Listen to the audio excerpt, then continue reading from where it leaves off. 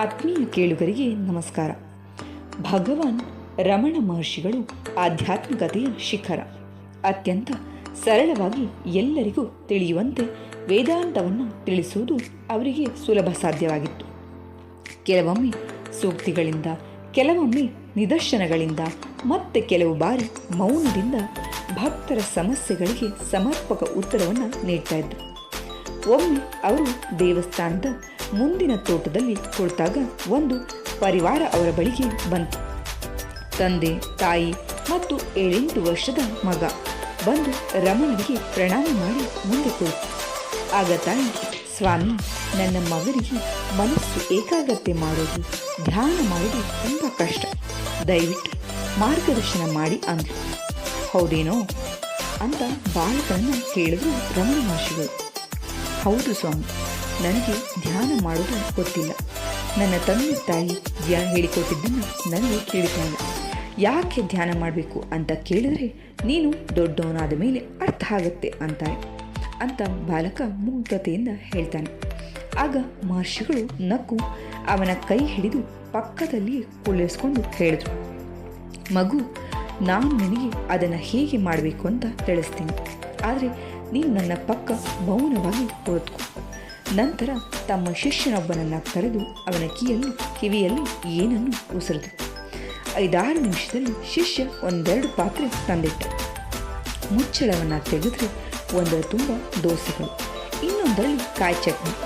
ಶ್ರೀರಾಮನವರು ಎಂದಿಗೂ ತಾವೊಬ್ಬರು ತಿನ್ನುವವರಲ್ಲ, ಹಂಚಿಯೇ ತಿನ್ನಬೇಕು. ಮಹರ್ಷಿಗಳು ಒಂದು ಚೂರು ದೋಸೆಯನ್ನು ತೆಗೆದುಕೊಂಡು ಉಳಿದವುಗಳನ್ನು ಸುತ್ತಮುತ್ತ ಇರುವವರಿಗೆಲ್ಲ ಹಂಚಿದ್ರು. ಇನ್ನು 6-8 ದೋಸೆಗಳು ತಟ್ಟೆಯಲ್ಲಿ ಓದಿದ್ರು. ಆಗ ರಮಣರು ಆ ಹುಡುಗನ ಕಡೆಗೆ ತಿರುಗಿಕೊಂಡು, ಮಗು, ನೀನೀಗ ದೋಸೆ ತಿಂತ ಹೋಗಬೇಕು. ಆದರೆ ಒಂದು ಷರತ್ತು, ನೀನು ನನ್ನ ಬೆರಳನ್ನು ನೋಡುತ್ತಲೇ ಇರಬೇಕು. ನನ್ನ ಎತ್ತಿದ ಬೆರಳು ಮೇಲೆ ಇರುವವರೆಗೂ ತಿನ್ನುತ್ತಲೇ ಇರಬೇಕು. ಬೆರಳನ್ನು ಕೆಳಗೆ ಇಳಿಸಿದ ತಕ್ಷಣ ತಿನ್ನುವುದನ್ನು ನಿಲ್ಲಿಸಬೇಕು. ಆಗ ನಿನ್ನ ತಟ್ಟೆಯಲ್ಲಿ ಒಂದು ಚೂರು ದೋಸೆ ಇರಬಾರ್ದು ಅಂದವರೇ. ಶುರು ಮಾಡು ಅಂತ ಬೆರಳನ್ನೆತ್ತಿದರು. ಹುಡುಗ ಕಣ್ಣು ಪಿಳಿಕಿಸದೆ ಬೆರಳನ್ನು ನೋಡ್ತಾ ದೋಸೆ ತಿನ್ನಲಿಕ್ಕೆ ಆರಂಭಿಸಿದ. ಮೊದಲು ದೊಡ್ಡ ದೊಡ್ಡ ತುಂಡುಗಳನ್ನು ತುಂಬಿಕೊಂಡ. ನಂತರ ಸಣ್ಣ ಸಣ್ಣ ತುಣುಕುಗಳನ್ನು ತಿಂದ. ಅವರ ಬೆರಳು ಅಲುಗಾಡದಂತೆಲ್ಲ ಅವನ ತಿನ್ನುವ ವೇಗ ಕೂಡ ಹೆಚ್ಚು ಕಡಿಮೆ ಆಗ್ತಾನೆ ಇತ್ತು. ಒಂದು ಕ್ಷಣಕ್ಕೆ ರಮಣರು ಬೆರಳನ್ನು ಕೆಳಗಿಳಿಸಿದರು. ತಕ್ಷಣ ಉಳಿದ ದೊಡ್ಡ ಚೂರನ್ನ ಬಾಯಲ್ಲಿ ತುಂಬಿಕೊಂಡು ತಟ್ಟೆಯನ್ನು ಖಾಲಿ ಮಾಡೇ ಬಿಟ್ಟ.